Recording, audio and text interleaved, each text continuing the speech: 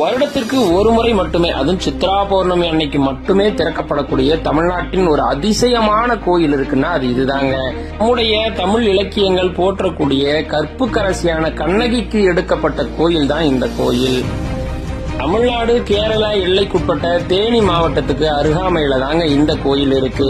கற்புக்கரசியான கண்ணகிக்கு சிலப்பதிகாரம் கதை முடிந்த பிறகு சேரன் செங்குட்டுவன் இமயம் வரை சென்று கனக விசயன் அப்படிங்கக்கூடிய மன்னர்களோடு போரிட்டு அவங்க தலையிலேயே அவங்களை தோக்கடிச்சு அவங்க தலையிலேயே கற்களை ஏற்றி கொண்டு வந்து இமயத்திலிருந்து கல் கொண்டு வந்து சேர்த்து இறக்கி இந்த கோயிலை கட்டியிருக்காங்க.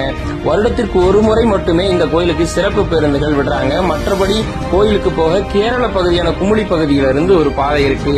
ஆனா தமிழ்நாட்டில இருந்து போகணும் அப்படின்னா ஒரு மலையின் மீது ஏறி இறங்கி 6 கிலோமீட்டர் நடந்து போகணுங்க.